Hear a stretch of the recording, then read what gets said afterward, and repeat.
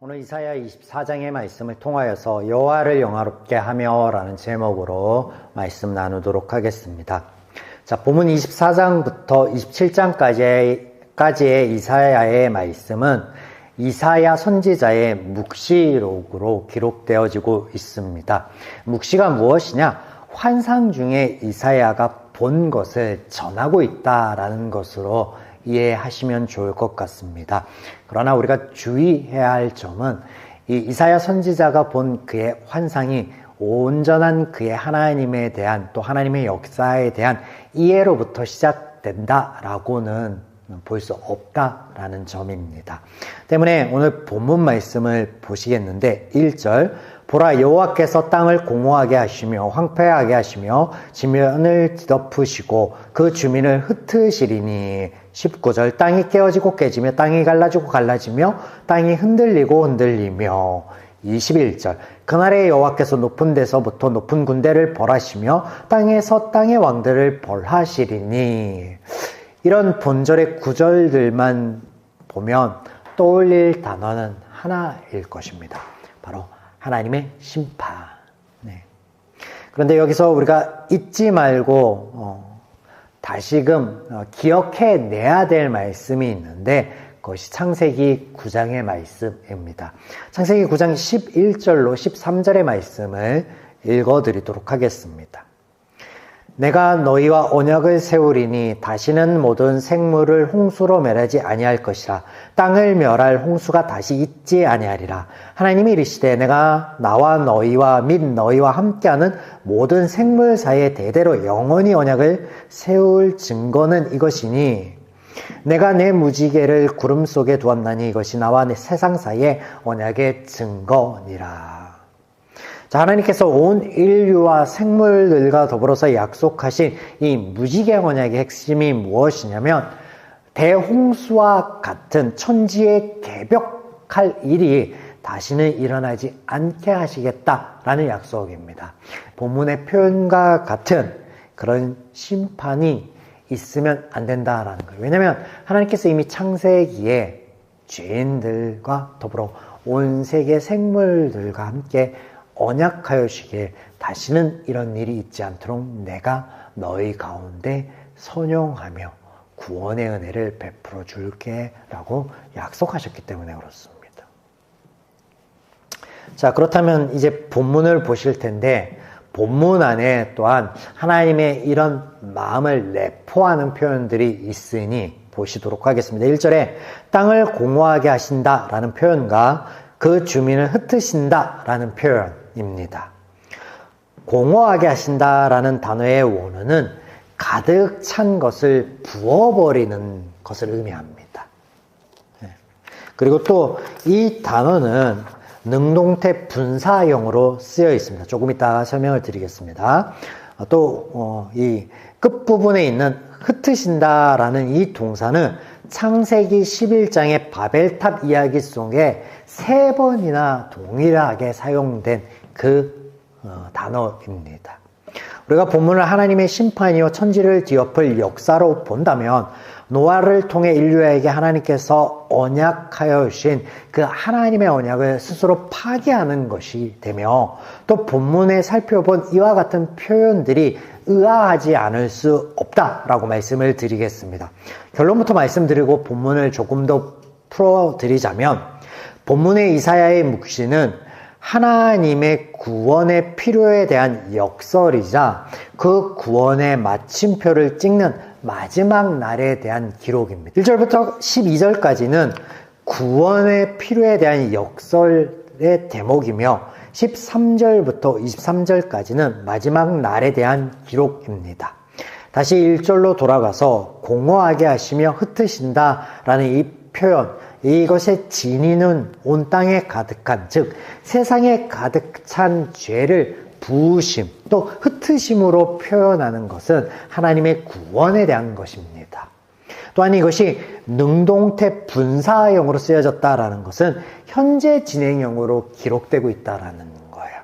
하나님께서 인류가 죄인 되었을 때부터 지금까지 쭉 그리고 또 하나님이 다시 오실 그 마지막 때까지 이런 하나님의 구원의 역사는 늘 한결같이 우리와 함께 이어질 것이다 라는 것을 우리에게 알려주시고 가르쳐 주시는 대목이라 할 수 있겠습니다. 2절 말씀 보겠습니다. 백성과 제사장이 같을 것이며 종과 상전이 같을 것이며 여종과 여주인이 같을 것이며 사는 자와 파는 자가 같을 것이며 빌려주는 자와 빌리는 자가 같을 것이며 이자를 받는 자와 이자를 내는 자가 같을 것이니라. 자, 높은 자나 낮은 자나 많이 가진 자나 적게 가진 자 구분 없이 이런 하나님의 구원하심은 평등할 것에 대하여 말씀하십니다.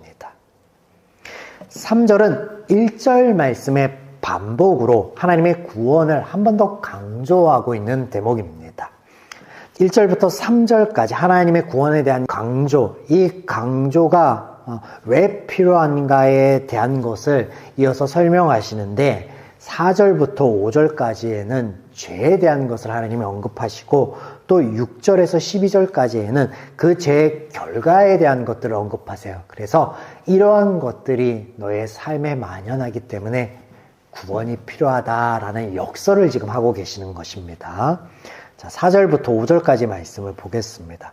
땅이 슬퍼하고 세잔하며 세계가 쇠약하고 세잔하며 세상 백성 중에 높은 자가 쇠약하며 땅이 또한 그 주민 아래서 더럽게 되었으니 이는 그들이 율법을 범하며 율례를 어기며 영원한 언약을 깨뜨렸음이라. 4절의 땅은 자연을 의미하는 것이겠고 세계는 사람들이 살아가는 공간, 즉 삶을 의미하는 것입니다. 그래서 자연과 사람들의 삶이 모두 병들었다라고 동일한 표현을 가지고 문법적인 표현을 가지고 이렇게 나타내고 있고 이에 이어지는 대목들에서는 그 이유를 언급하는데 4절 하반절부터 5절까지를 직역하면 이렇습니다. 사람들이 거만하여지고 땅이 더럽혀졌다. 하나님의 율법을 어기고 언약을 깨뜨렸음 때문이라. 이렇게 말씀하고 있습니다. 사람들의 거만하여짐은 교만에 대한 것이겠고 땅이 더럽혀졌다라는 것은 우상 숭배를 의미합니다. 여기에 사용된 단어가 민수기와 시편, 예레미야 등에서 우상 숭배와 제약으로 인하여 땅이 더럽혀졌다라는 표현으로 본문과 동일한 단어가 사용되고 있음에 우리가 이것이 단순히 땅이 더럽혀졌다라는 게 오염됐다라는 의미가 아니라 우상 숭배로 인하여 그 삶이 하나님의 주시는 어떤 평안을 깨뜨린 그런 상황으로 이해하시면 될 것 같습니다. 자, 이 모든 것의 시작에는 하나님의 뜻과 달리 살아간 결과이다라고 말씀하세요. 율법을 어겼다라는 대목을 우리가 좁게 보자면 하나님께서 모세를 통해 이스라엘 백성들에게 주신 그 말씀을 의미하는 것으로 이해할 수 있겠으나 넓게는 삶을 복되고 행복하게 살아가기를 바라시는 그 하나님의 모든 뜻으로 볼 수 있겠죠. 그래서 그 뜻에서부터 죄인들이 돌이킨 결과이다라고 말씀하시는 대목이며 또 언약을 깨뜨렸다라는 표현 역시 좁게는 이스라엘 백성과 하나님 사이의 언약의 파기로 볼 수 있으나 넓게는 하나님의 은혜를 거부한 것입니다. 자, 이것을 조금 더 설명을 드려보겠습니다. 우리가 그동안에 살펴본 이사야 앞단의 성경 안에 언약의 장면들을 떠올려 봅시다. 자, 창세기부터 이사야까지 지금 하나님의 말씀을 쭉 상고해 보고 있는데 이사야 전에 등장하였던 하나님과 사람 사이에 맺었던 이 언약의 장면 중에 대표적인 것들 우리가 떠올리고 기억하기에 쉬운 것들을 좀 위주로 설명을 드리자면 자, 하나님과 아브라함의 언약을 우리가 들 수 있겠죠. 또 하나님과 이스라엘 백성 사이에 맺은 언약을 들 수 있겠고 그리고 또 하나님과 다윗이 맺은 언약을 이야기해 볼 수 있겠습니다. 자, 이 모든 언약은 하나님의 은혜입니다. 아브라함을 불러 복 주시기를 작정하시고 역사하신 하나님을 대변하며 이스라엘을 통해 아브라함과 맺은 언약의 성취이자 모든 족속들에게 이를 복에 대한 것이었고, 또 다윗에게 하신 언약은 사람이 아닌 하나님께서 사람을 위해 일하시겠다라는 선포가 그 언약 안에 담겨 있습니다. 자, 이렇게 이 모든 것은 하나님의 은혜입니다. 은혜. 사람과 하나님이 맺은 것 같지만 하나님이 사람을 위해 일하시겠다라는 선포였기 때문에 그렇죠. 언약을 깨뜨렸다라는 것은 그래서 이런 하나님의 은혜를 죄인들이 거부함에 누리지 못함에 대한 표현입니다. 이 모든 것이 그 죄에 대한 표현이라 할 수 있겠죠. 이제 이어지는 6절부터 12절까지는 이런 죄에 대한 결과들이 삶 가운데 어떻게 펼쳐지고 있는가 이것을 묘사하고 있는데, 이사야가 본 것들을 그가 그리고 있는데 몇 군데만 좀 보겠습니다. 8절. 솟구치는 기쁨이 그치고 즐거워하는 자의 소리가 끊어지고 수금 타는 기쁨이 그쳤으며. 무엇을 말씀하시냐? 희락과 기쁨 없음을 말씀하십니다. 10절.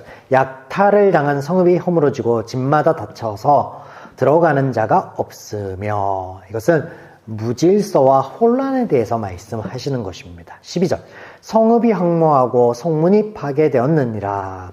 성읍은 삶의 울타리를 의미하는 것이며, 성문은 회의나 모임의 장소 혹은 법정이나 시장을 의미합니다. 실제 이런 기능을 하였던 장소였음을 우리가 구약 성경 살펴보면서 제가 여러 차례 설명을 드렸습니다. 그래서 이 모든 것이 의미하는 것은 삶 자체가 무너졌다라는 것이에요.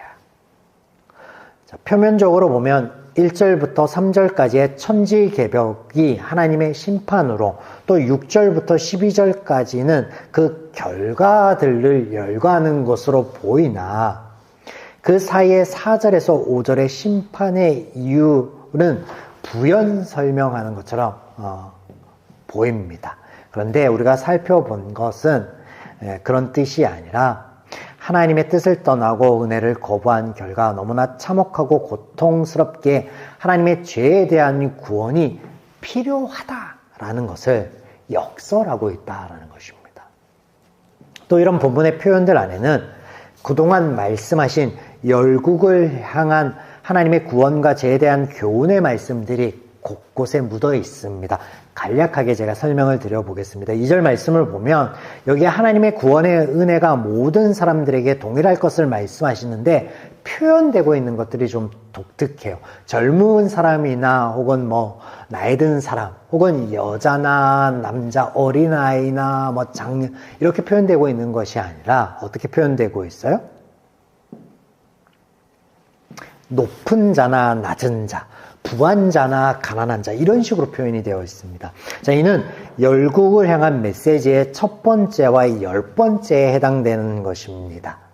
그래서 권력을 쥔 자, 그리고 부하여 다른 사람 위에 서 있는 자, 이런 거. 그래서 10번째와 첫 번째 메시지에 대한 것이고, 4절부터 5절 안에 죄에 대하여 말씀하시는 것에는 두 번째부터 우리가 살펴본 9번째까지의 열국을 향한 메시지가 그 안에 등장하고 있는데, 추각해보면 교만에 대한 것이 있고, 우상 숭배가 있고, 하나님의 말씀에 대한 거부, 하나님에 대한 거부가 있고, 은혜에 대한 거부, 은혜의 삶에 대한 벗어남, 이런 것들이 여기에 있습니다. 그래서 우리가 살펴본 이 열국을 향한 메시지 안에 하나님이 죄에 대해서, 또 하나님의 구원의 은혜가 무엇인지에 대해서 우리에게 보여주고 가르쳐 주신 것들을 이렇게 축약하고 있습니다. 하나님의 구원에 관해 역설을 하는 가운데 이런 부분들이 이 성경이 재미있고, 또 하나님께서 얼마나 우리에게 공을 들여 이 말씀을 전하고 있는지를 알 수 있는 대목이기도 하겠죠. 이제 13절부터 이어지는 마지막 날에 대한 기록을 보실 텐데, 사실 이사야가 본 환상 안에는 예수님의 초림으로 이루어지는 그 삶의 모습과 또 재림으로 이어지는 것이 겹쳐져서 표현되고 있습니다. 보겠습니다. 13절. 세계 민족 중에 이러한 일이 있으리니 곧 감람나무를 흔듦 같고 포도를 거둔 후에 그 남은 것을 줌 같을 것이라. 자, 이게 무슨 말씀인 것 같습니까? 과실나무의 수확을 마친 후에 남아있는 적은 과일에 대한 표현인데, 이 비유, 세계 모든 민족 중에 이 비유에서 남은 자는 그러면 누구인가? 이것이 선지서 안의 중요한 주제 중에 하나로 부각되고 있는 것인데, 이 표현들이 앞으로 우리가 볼 선지서 안에 자주 등장하는 표현입니다. 결론부터 말씀드리면, 좀 전에 제가 예수님의 초림과 재림에 관한 언급을 드렸습니다. 하나님의 십자가 구원의 은혜로 바뀌게 될 사람들에 대한 묘사가 이후에 등장하는데, 이것을 토대로 여기 남아있는 자란 앞서 죄의 결과 아래 살아가는 사람들로 이해하시면 되겠습니다. 그래서 이것이 이스라엘이 그 역사 안에서 그들의 패망과 또 포로 귀환 여러 가지 일들 중에 남아 있어서 돌아온 자들을 의미하는 것이냐 그런 거는 잃어버리고, 하나님의 구원의 은혜를 입어 삶의 방향을 하나님께로 그 선함으로 돌이킬 자들에 대한 이야기다 라고만 이해하시면 될 것 같습니다. 자, 그들이 하나님의 구원의 은혜가 임하여 하나님께 영광을 돌리고 찬양하게 될 것을 묵도한 이 이사야의 기록들이 다음으로 이어지고 있습니다. 우리가 소리를 높여 부를 것이다 라고 표현되고 있고, 여호와의 이름을 영화롭게 할 것이다 라는 표현이 있으며, 땅끝에서부터 노래하는 소리가 들려온다 라는 표현들이 있습니다. 이런 표현들이 여러분 읽었던 그 성경 안에서 확인될 것입니다. 이 중에 15절을 좀 보겠습니다. 15절. 그러므로 너희가 동방에서 여호와를 영화롭게 하며 바다 모든 섬에서 이스라엘의 하나님 여호와의 이름을 영화롭게 할 것이라. 자, 여기 우리가 하나님을 영화롭게 하는 것은 무엇인가에 대한, 하나님을 향한 찬양의 본질이 무엇인가에 대한 아주 중요한 교훈을 얻을 수 있습니다. 이스라엘의 기준에서 동방은 해가 뜨는 곳이며, 서방은 표현 안에 바다 모든 섬들이 있는 곳이 서방입니다. 그래서 동방은 해가 뜨는 곳이며 서방은 해가 지는 것입니다. 추가적인 설명을 드리면, 그들에게 있어서 바다는 이 이스라엘에 있는 지역의 그 서쪽으로 지중해를 의미하는데, 이 지중해는 고대 근동 지역의 사람들에게 있어서 세상에서 가장 큰 바다로 여겨졌던 곳이에요. 그래서 이 동쪽에서부터 서쪽까지라는 표현이 등장하고 있어요. 그래서 동에서부터 서에게 이르게까지 하나님을 찬양하는 소리가 들린다라는 표현인데, 이 표현이 우리가 잘 아는 찬양의 표현으로 바꾸어 보면 이렇습니다. 해 뜨는 데서부터 해 지는 데까지 여호와를 찬양할지라. 네. 또 동방에서 여호와를 영화롭게 라는 이 표현을 원어적으로 좀 깊게 좀 살펴보면 이렇게 표현해 볼 수도 있습니다. 빛 가운데 행하여 하나님을 영화롭게. 이게 무슨 말이에요?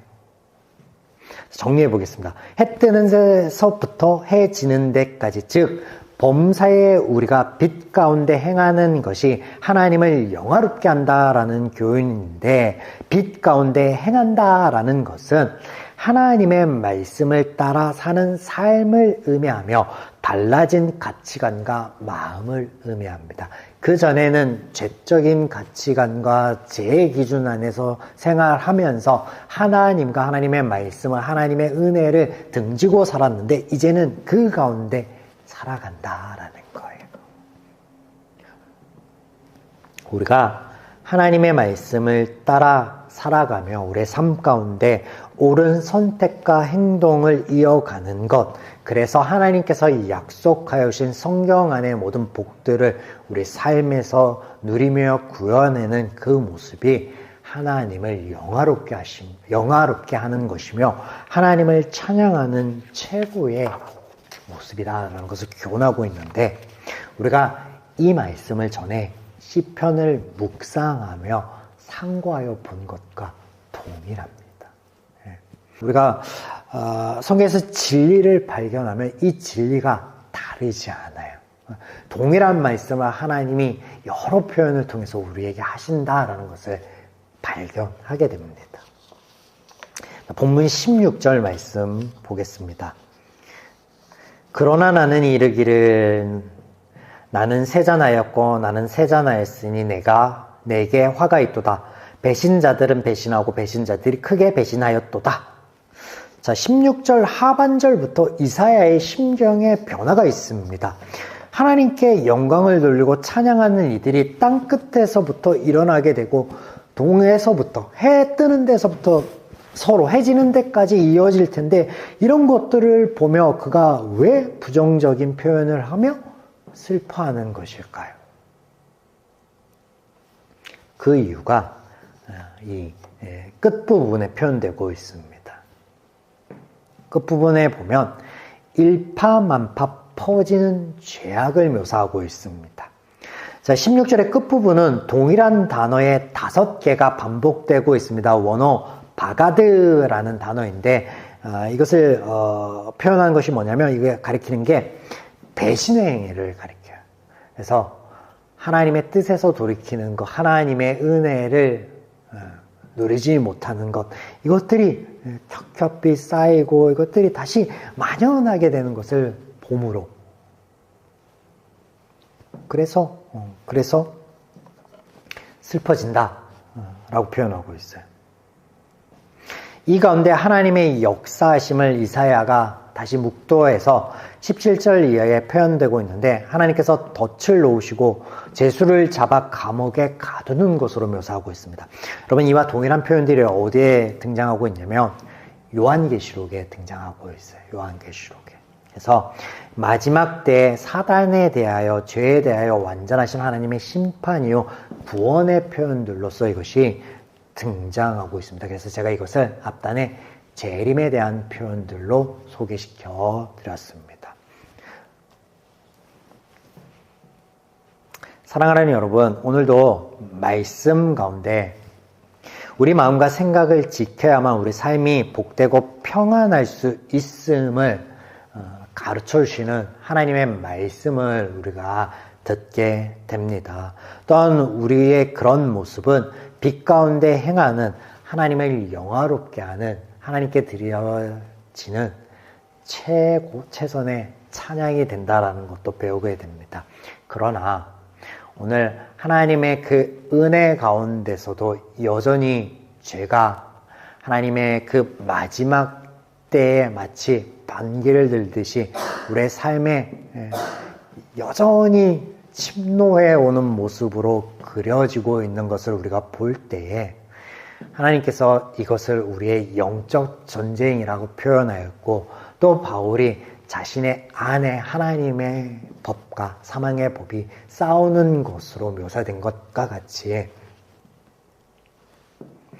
우리가 온전히 하나님의 이 마음과 생각으로 우리의 삶을 복되게 영위해 나아가지 못하며 여전히 아파하고 또 괴로워하며 또 그 아픔과 괴로움 속에 나의 모남과 부족함과 또 나의 잘못된 선택으로 인하여 끼칠 영향들 안에 그런 삶이 우리 가운데 여전히 존재한다라는 것을 우리가 기억하게 됩니다. 그래도 그 역시 우리가 거기서부터 돌이켜 하나님의 평안과 은혜를 자유함을 복을 누리는 길은 하나님입니다. 하나님과 하나님의 말씀을 따르는 것, 그 하나님의 은혜를 기대는 것밖에 답이 없습니다. 이를 위해 2000년 전 하나님께서 이 하나님의 은혜와 사랑에 대한 확증으로 우리에게 오신 그 하나님을 우리가 매 순간 잊지 않아 이것을 누릴 수 있는 저와 여러분의 발걸음이며 또 종료주일을 지나 고난주간을 맞이하는 우리의 마음이기를 주님의 이름으로